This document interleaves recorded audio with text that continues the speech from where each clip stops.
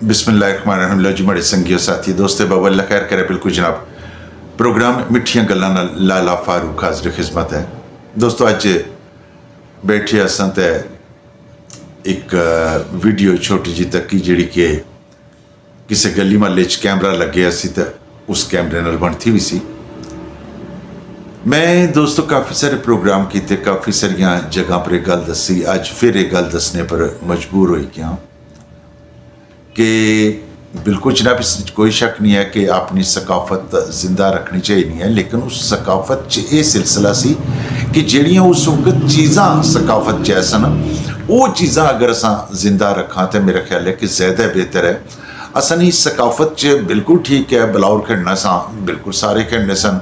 वो बलौर जड़े सन वो वाकई खोड़ जड़े सन, अखरोट जड़े खोड़ जिन्ना कि आखने वो लेके खेलने सन, बिल्कुल ठीक है। पतंगबाजी भी यानी कि गुड़ियाँ डारने सन, तो गुड़ियाँ कैस नाल डारने सन। बिल्कुल जनाब वो घर ने मशीन जी नलकी पई होनी सी ना, उस नलकी नी जी बनाई कि गुड्डी तो उस नाल चाड़ना गुड्डी। अच्छा फिर उससे गुड्डी जड़ा थोड़ी जिद्दत अख्तियार की और फिर क्या होया कि डोर की बाकायदा तौर पर तैयार करी के मुख्तलिफ फैक्ट्रीज आलियाँ बेचना शुरू कर दिता।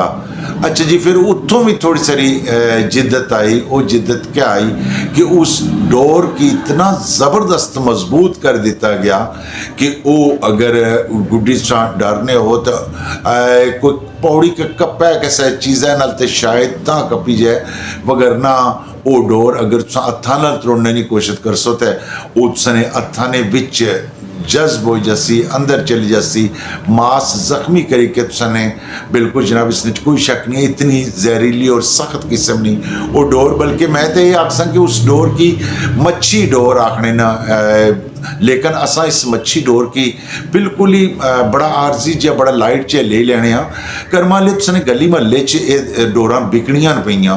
अगर गली महल्ले च बिकनियां पईयां तो जरूरी नहीं है कि तुस किसी हादसे ना इंतजार करो, जिला हादसा हो ही रहा तो उल आखो जी कि हुण कातल ने खिलाफ लोड़ो जी तो असा ए करसा ओ करसा।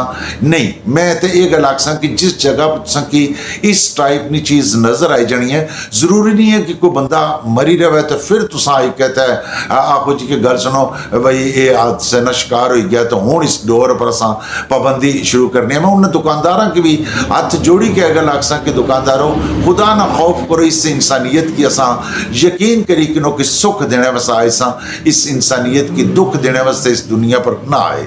मैं अपने भैन भरावां की फिर एक गल जरूर आखसा, एक बार फिर जरूर आखसा कि कर्मा लियो इस डोर ना वाकई पीछा करो और तको के डोर केड़ा बंदा बनाई रहा, कितनों आई रही है, कौन कौन इसकी वेची रहा, इस समाज ना जुल्म जड़ा इस समाज ने नाल वो केड़ा केड़ा बंदा कर रहा।